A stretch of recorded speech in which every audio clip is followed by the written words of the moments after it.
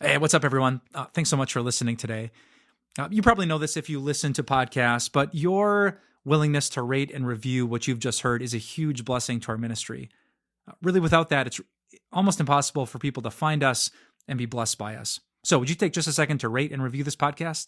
Thank you so much. Do you know what a phantom pain is?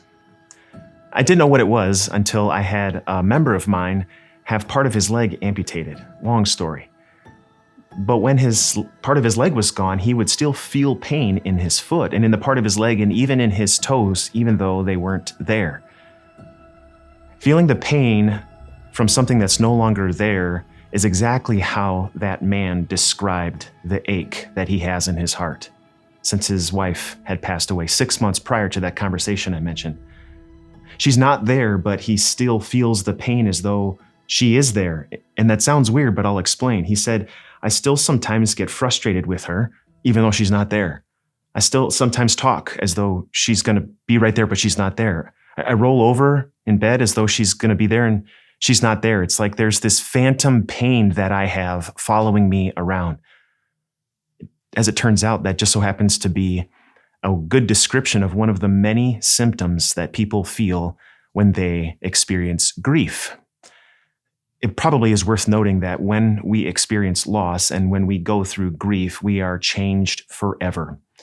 There is no time when we all of a sudden snap out of it. It doesn't help to hear from other people that we will get over it someday. In fact, that man that I mentioned earlier, he actually said, you never get over it. You just learn to better live through it. And that's some wonderful advice. So this phantom pain that he experiences, as he called it, it's one of many symptoms that people can experience.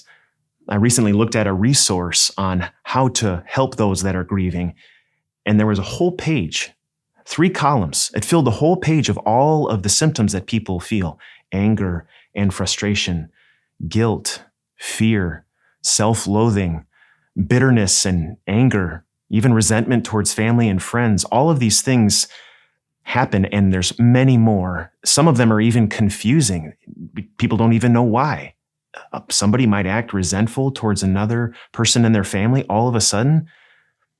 And yet, of all of the things that go on, one of the struggles that everyone faces is, where do I take my first steps? How do I find any goodness in grief when I can't even get going? Do you know what that man said? He said, I had to take my first steps. Had to find purpose in small tasks, one at a time, one day at a time, one step at a time. If I'm going to go brush my teeth, I'm going to go brush my teeth. It sounds like it's minor and you could just pass it off, but that's pretty important.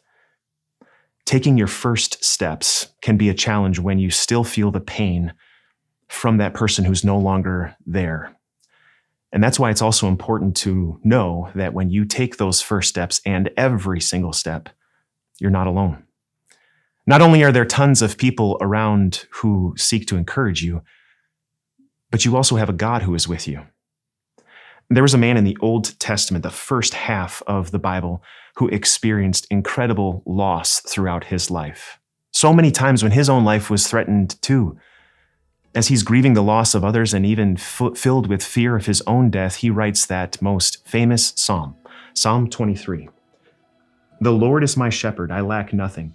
He makes me lie down in green pastures. He leads me beside quiet waters. He refreshes my soul. He guides me along the right paths for his name's sake. Even though I walk through the darkest valley, I will fear no evil, for you are with me. Your rod and your staff, they comfort me. Even though I walk through the darkest valley, or the valley of the shadow of death, I will fear no evil. Did you see what he did there? He's talking about the shepherd. He guides me. He leads me. He restores my soul. As though the Lord is our shepherd, but he's over there. But then when it comes to the time when we are in the darkest valley, when we are filled, especially in this case, with grief, you can't move, you can't function, you don't even know what to do next. You are with me. He changes the person. No longer is he talking in third person about the Lord who's over there. He is talking in second person as if the Lord is right here. He's always near.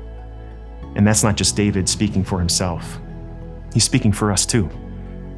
When you're not sure how to get going, you don't even know what to do tomorrow, you don't have to make all of these big decisions, but what you can do, even in those darkest moments of grief, the darkest valleys, you don't have to talk to God as though he's far away.